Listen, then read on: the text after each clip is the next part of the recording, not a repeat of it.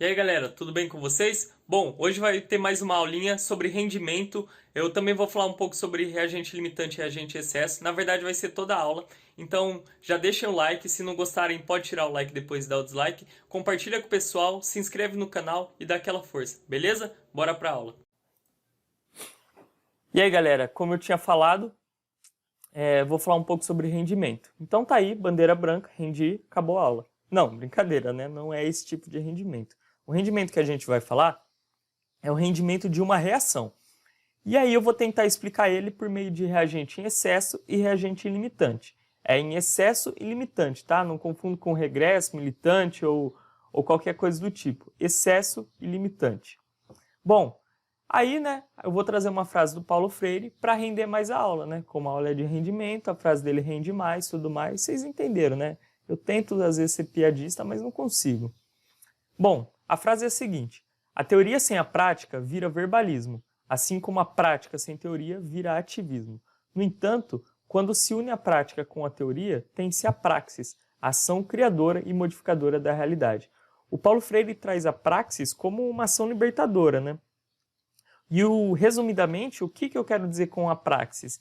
Que muitos de vocês têm o ideal, né, tem o sonho de passar no vestibular. E para isso, a gente precisa sim de um verbalismo, a gente precisa sim de umas ideias, de estudar e tudo mais. Mas a gente também precisa da prática, a gente precisa estudar e pôr em prática os nossos resumos.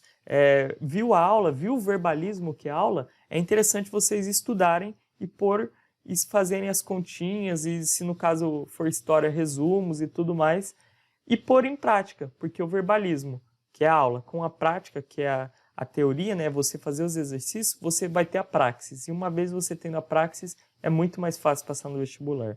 Beleza? Então, vamos recapitular um pouco.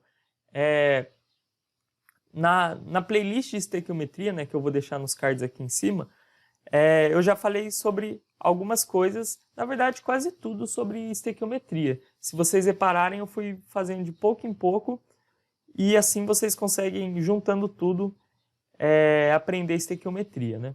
Então a gente já falou sobre estrutura atômica, lembra? Z igual a P, número de prótons, número de elétrons, número de massa e tudo mais.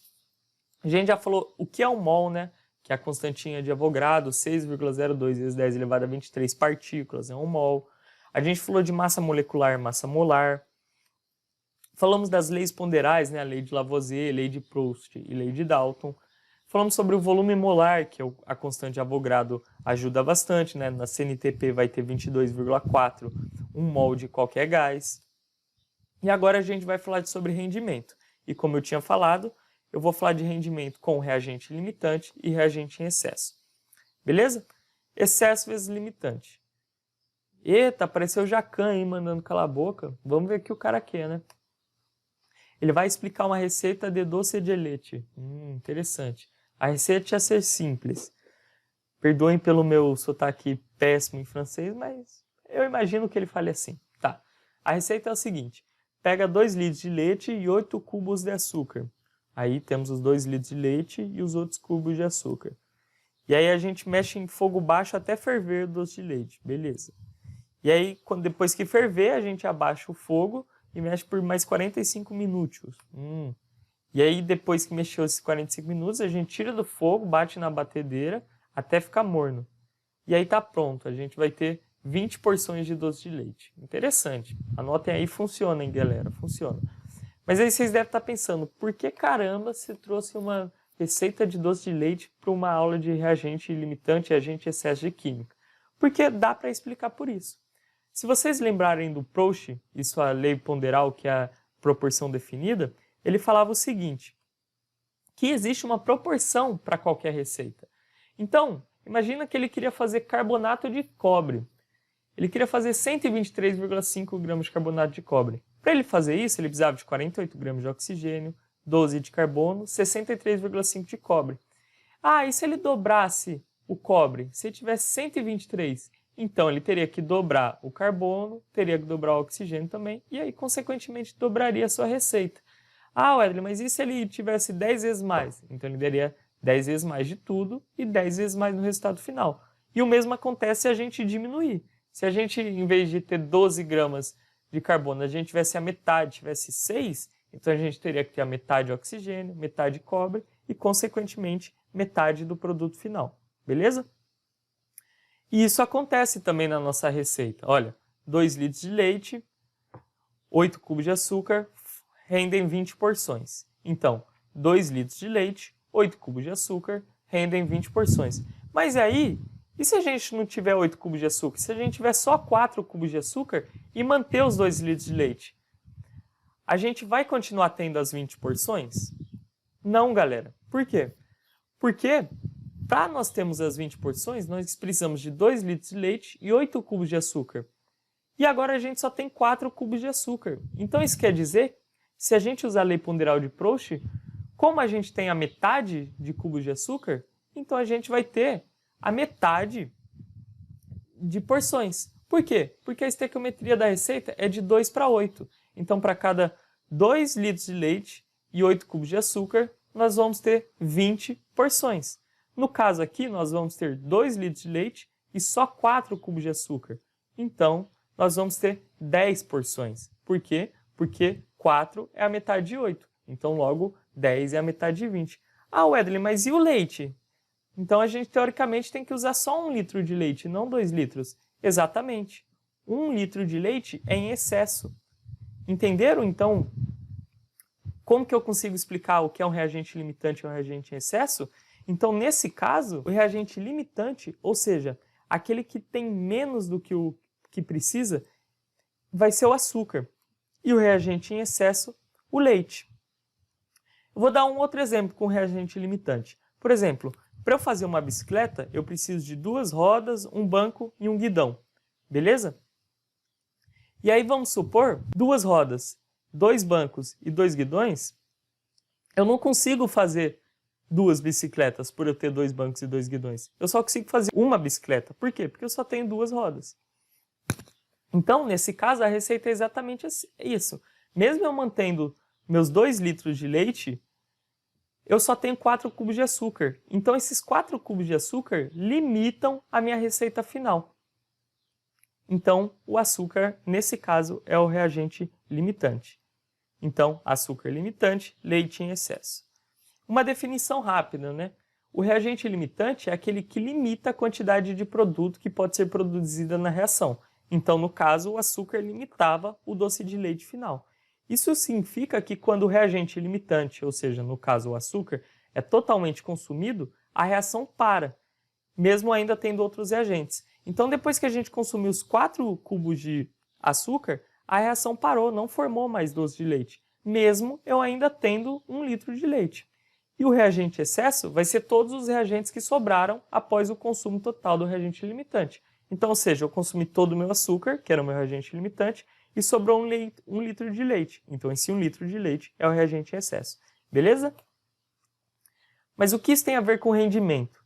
Bom, o rendimento é o cálculo de porcentagem de quanto se obteve e o quanto era esperado se obter uma reação. E como você sabe o quanto era para se obter? Utilizando as leis ponderais, juntamente com o conceito de reagente limitante e reagente em excesso. Olha aí, que abriu a mente, né, tudo mais.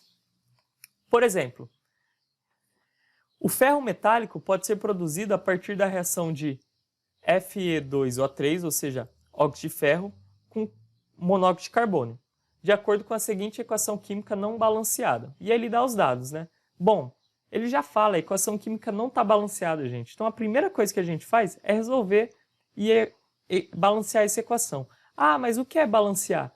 O número de ferro dos reagentes tem que ser o mesmo número de ferro dos produtos. Então, por exemplo, aqui nós temos 2 ferros. A gente tem que ter 2 ferros no produto.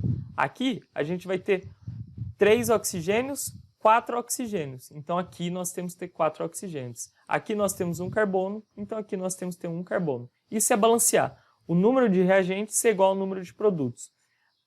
Isso lembra a vocês alguma coisa? A lei de Lavoisier, conservação de massas? A massa dos reagentes tem que ser igual à massa do produto.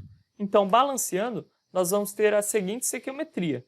1, 3, 2, 2. Ou seja, para cada 1 mol de óxido de ferro, mais 3 mols de monóxido de carbono, nós vamos ter 2 mols de ferro metálico, mais 3 mols de dióxido de carbono. Beleza? E aí, considerando a reação completa entre 1,6 gramas de óxido de ferro e 3 gramas de CO, assinale a alternativa correta. E aqui são as alternativas. Bom, eu fiz um esqueminha aqui. Se a gente for olhar para as gramas, né, usar a massa molar, a gente vai ver que Fe2O3 possui 160 gramas. CO possui 28 gramas. Porém, ele vai aparecer aqui 3 vezes, então possui 84 gramas. O ferro possui 56 gramas, porém, ele vai aparecer 2 vezes, então são 112.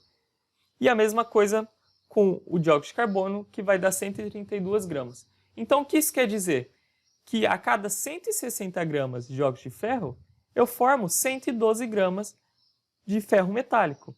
A cada 84 gramas de monóxido de carbono, eu formo 132 de dióxido de carbono.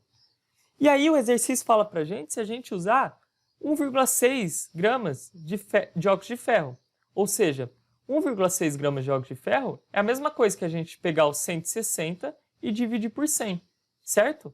Então, 160 dividido por 100 dá 1,6. Então, vamos fazer isso para o carbono também, para o monóxido de carbono. Vamos pegar 84 e dividir por 100. A gente vai ter 0,84. Só com isso a gente já consegue perceber o que é o reagente limitante e o reagente excesso.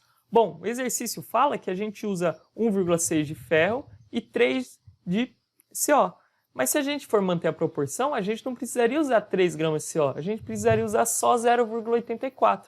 Isso quer dizer o quê? Que o CO está em excesso. E se o CO está em excesso, o óxido de ferro é o reagente limitante. Então, se o óxido de ferro, que é 1,6 gramas, é o reagente limitante, e ele está 100 vezes menos do que o normal, então toda a nossa reação vai ser 100 vezes menos do que o normal. Então o 160 virou 1,6. O 84 virou 0,84. O 112 virou 1,12. E o 132 virou 1,32. E aí a gente consegue responder as questões, né? O reagente limitante dessa reação é o monóxido de carbono? Não. O monóxido de carbono, como a gente viu, é o reagente excesso. Por quê? Porque ele precisava de 0,84 e tem 3 gramas, então ele está em excesso. A quantidade máxima de ferro metálico produzida será aproximadamente 1,12? Sim, galera. Olha o ferro metálico. O ferro metálico é esse 2Fe. Se a gente usar 160 gramas de óxido de ferro, nós teríamos 112. Mas se a gente usar 1,6 gramas de óxido de ferro, nós vamos ter 1,12. Então a resposta correta é a B. Beleza? Vou trazer mais um exemplo para vocês. Bom, considerando a reação abaixo e as condições em que o volume molar seja de 0,18 mols por litro. Então, para cada mol de um gás, nós vamos ter 0,18 litros. Calcule o rendimento teórico para quando se adiciona 0,36 litros de nitrogênio. Então, ele quer saber quanto que vai render de amônia se a gente adicionar 0,36 litros de nitrogênio. A primeira coisa que a gente tem que perceber sempre, está balanceado? Por exemplo, aqui nós temos 2 nitrogênios e aqui nós temos 1 nitrogênio. Então, o número de nitrogênios dos reagentes não é o mesmo que o número de nitrogênios do produto. Então, vamos balancear. Balanceando, nós vamos ter a seguinte estequiometria. 1 mol de nitrogênio mais 3 mols de hidrogênio formam 2 mols de amônia, certo? Então, a estequiometria do nitrogênio para amônia é de 1 para 2. 1 mol de nitrogênio para 2 mols de amônia.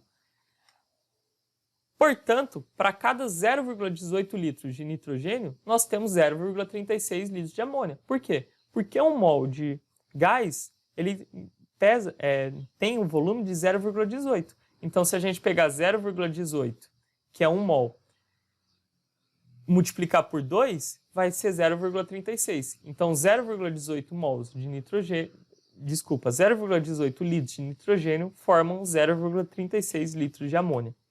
E aí a gente aplica uma regra de 3, né? Se 0,18 litros de nitrogênio formam 0,36 litros de amônia, 0,36 litros de nitrogênio, que é o que o exercício fala, vão formar X litros de amônia. E esse resultado vai ser 0,72. Belezinha, galera? Eu espero que vocês tenham entendido um pouco. Então, lembre do começo, a praxis.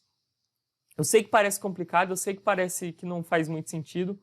Às vezes o contrário, a aula explicou tão bem que você fala assim, eu entendi, não preciso fazer exercício, mas façam, galera, é de extrema importância.